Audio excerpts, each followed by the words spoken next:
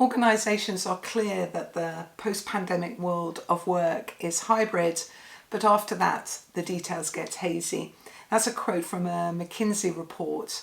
I think one thing's for sure, a lot of the challenges of this changing world of work is falling into the laps of managers to work out and try and balance the needs of the organisation with often simple policy frameworks and the needs and wants of their team, for whom many have discovered very productive and different and rewarding ways of working. That challenge for many managers, I think, is quite daunting and demands new skills and new behaviours. I think one thing's true though, to be successful in a hybrid or a remote environment, the key thing you need is to be far more intentional, far more thoughtful in the way in which you work. It's definitely an environment of slowing down at times to go faster. And that can be a difficult transition when the roadmap of what I'm supposed to do as a manager is no longer clear. I can't rely on the things I did before, but at the same time, people feeling the pressure of others looking at them for the answers. I also think we're just at a unique point where imagine if we use this opportunity to reinvent work for the better. Many of the benefits that people are finding from more of a work from home way of working is because it removed a lot of the negatives that they had before. The pressures of home life, the long commutes, the no time to get anything done, and having the pleasure of sitting in their home office or home workstation and just having the quiet and calm to get on with their work away from the interruptions of an office. I think we'd all agree, working in an office sometimes it's just non-stop interruptions. So I think the challenge is, how can we bring together the many benefits of more flexible work and hybrid work, but also make sure that it is done in a way that gets the work done at its best and that eases the pressure on managers in particular to coordinate and guide this massive change of work. So my name is Helen Bryant. I am a coach and a trainer. I focus on management, leadership and collaboration skills. And my aim is to share resources to help you thrive in this rapidly changing world of work. In this video, I'm going to share with you one of the essential building blocks that you need to have in place as a manager and a leader to make your team work at their absolute best wherever they are. And by the end, I hope you've picked up some tips and ideas that you can quickly put into action.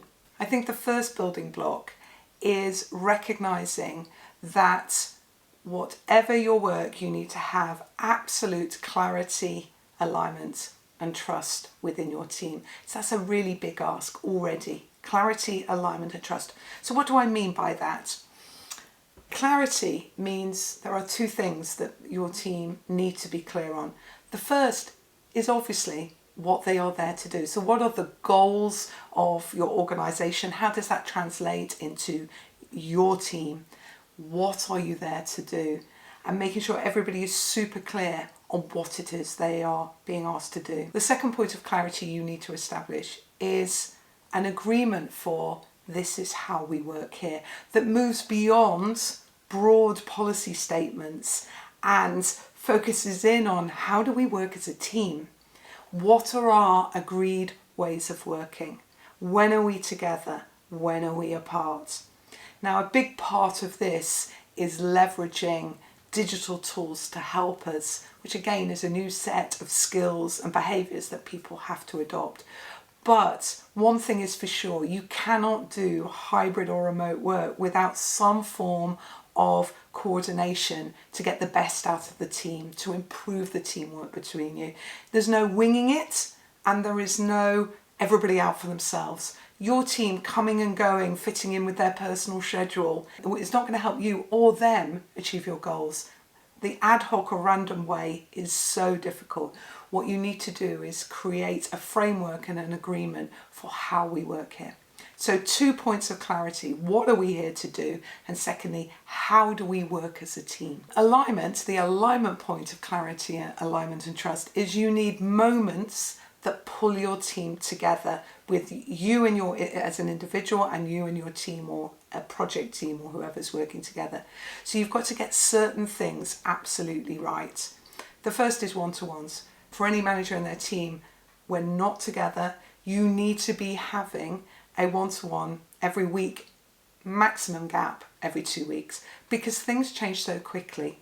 So one-to-ones, and by that I mean structured one-on-one discussions, either virtually or face-to-face. These short, structured discussions make sure you have that clarity on what the work is, and helps you spot issues faster, helps you coach and support people.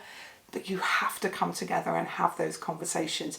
They can't be ad hoc. They have to be regular moments. And then they act like a heartbeat to the way in which you work with your team. And I promise you, if you do them, they will save you time. And if you want to know more about one-to-ones, I will link up here a video I've already done on one-to-ones.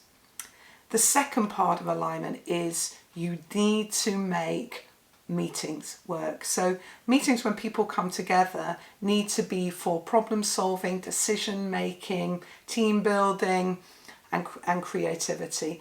But when these meetings happen, whether they are everybody in a room or you're doing it virtually, they have to be intentional, they have to be action orientated, and they have to be done to a really high standard, because you don't have the quick follow-up where you go, oh, we didn't quite have that discussion, I'll quickly go and talk to so-and-so by the coffee machine and catch up on that. These moments need to be very carefully managed. And the way I describe it in my courses is each meeting needs to be thought through as though you're designing the conversation that needs to happen. And at the end, there needs to be a very clear outcome and actions that people can leave and get on with when they are now wherever they are. So one-to-ones and meetings absolutely need to be nailed in quality. I think we could agree that in many organisations there's an opportunity for improvement in this area. So getting these right is really important. And for managers and leaders, it's the mindset that this is really important and I need to make sure it happens. Now, trust is the third point that you need to have: clarity, alignment, trust. Trust is the result of how you behave with each other, building teams. It's also the result of great communication. And communication really is an essential skill of hybrid work. And by that, I don't just mean talking with each other. I mean both, obviously, verbal communication, but also digital communication. The ability to write well, to read and quickly absorb information, and being able to respond to it in a written format or a verbal format is really important. It's also, trust is built by being able, as a manager and leader, to facilitate productive debate, bring out different views and resolve issues quickly. The more you can do that, the more the trust goes, the more the alignment is maintained, and the more clarity people have on what we're doing. So these communication skills are a fundamental part of maintaining the clarity, alignment, trust you need within your team. Now, another building block that feeds straight out of that clarity in how we work well here is the ability to organise work for transparency, efficiency and effectiveness. And this really means leveraging the digital tools. Now, these have come up rapidly in the last few years. There are so many great tools that can help us work better together and communicate better together. Our challenge as managers and leaders is to get that set up so that our team use those tools at their absolute best. So at the core of this is differentiating between synchronous work, when we all do it together, and asynchronous work, and organising work accordingly. Now, my experience with the people I work with is there tends to be a default to synchronous work, i.e. we're all doing it at the same time, like a meeting. But the bit that is really underused is the element of managing work asynchronously, and we could all do it at different times on a digital tool, and that includes having conversations with each other digitally. And the more we can organise work into understanding which is the best way of working at a given time for which kind of task, the better the teamwork will be, and the better the productivity will be. Now, once again, what I'm going to do is link another video I did on asynchronous meetings that you could do. So really thinking about examples of when you could use asynchronous ways of communicating to save time, things that people can do individually when they are either in the office or away from the office, but don't have to all be in a meeting room together. Now, the thing about the digital tools, I think we would have to be honest that we need to just up our game. And that includes the decision making on what we use, and then really working hard to use the tools to their best. So for example, lots of the people I work with use Teams for meetings, but really don't use much of the other functionality that is available in Teams to help collaboration work, particularly extending asynchronous work.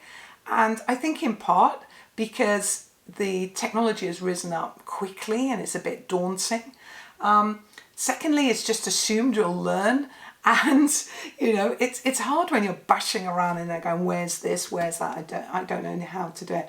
But I promise you, if you stop and reorganize yourself over a relatively short period of time, you can create a dramatic difference in an improvement in the way in which your team works together, and in particular take work out of being on opaque email where it's just spider webbing out into nice, clear, transparent communication that saves everybody time and really encourages accountability. Another building block of hybrid work is the ability to work in a network, so to connect with other people in a less structured world. And it really is being left to individuals to kind of work your way around, and it's a very valuable skill to build your own network. But as a manager and leader, you need to be thinking both of your own network and who you know, and are you developing your network with intentionality, giving time to it, and working out who do I need to be working with, and expanding your network and building deeper connections with those you work. But are you also connecting your team? When you're in the office, people meet each other more often. Now we're out of the office more often, we meet people less, so we have to find ways to encourage the connection. So even that's a simple thing of giving a more junior person in our team guidance about how to build a network, look at who they're reaching out to, really encourage them to get on and do that. The more you can do it and encourage it, recognizing it's a key part of the way in which we work now, the better the cross-functional work and the in-team work will happen, because people will be confident enough to reach out and build relationships with people. The final building block I'll share that I think is so important to hybrid work is about making learning a priority. And by that I mean it in its broadest sense, not just doing courses, although that's great because obviously I train courses, but it's learning in its broadest sense. So creating a learning culture within your organisation and within your team. And to do that, it's in part about encouraging a learning mindset. It fits to the trust that it's safe to try things out here, and we massively encourage feedback. Using every opportunity we can to ask, what are you doing well? What could you do better? What are we doing well? What could we do better? In meetings, in one-to-ones, when you're just working with someone else, getting your team confident to ask others for feedback. As a leader, giving out feedback, particularly positive feedback, whenever you see the kind of behaviours and skills that you know will make a difference, then be the manager and leader who is always encouraging and calling out the great behaviour that you want to see. So this learning culture again takes trust, it takes nurturing, and the more you can be open to it and explain it and do it, the more your team will as well. And it really is, I think learning is oiling the engine of collaboration, but it is also key to resilience, helping us manage rapid change and helping your team to develop and grow on the way to achieving your goals. You're more likely to have an engaged team if this happens, and they're more likely to stay in your team or your organisation much longer. Really important skill set, and I think as managers and leaders, it just falls off. We've got so many things on. So it's around, how do I bring this to be part of the way in which I work rather than a thing that I add on at the end of what I'm doing. Okay, there are the building blocks. First off, the skills and behaviours that create clarity, alignment and trust. It's having clarity on what you're working and how you're working. It's about really honing those communication skills so that those moments when people are working together, they communicate at their best, whether it's spoken or written, digital or in real life. Then it's about organising work for transparency, efficiency and effectiveness. It's about leveraging digital tools, upping our game in how we work, how we collaborate together, and use tools to help us work better together when we're not together. And the next is about connecting, both for ourselves and our teams, build valuable networks that help us connect with others and work better in a less structured world. And finally, creating a learning culture as part of how we work and encouraging feedback at every opportunity. So it's just a natural part of how we work here, so that we learn what we're doing well and what we could do better all the time. And that in turn gives us resilience and the ability to adapt quickly. If you found this useful and would like to know more, I do have a download, a PDF called A Blueprint for Hybrid Working. It's just below, and you can click on the link and get it and find out more.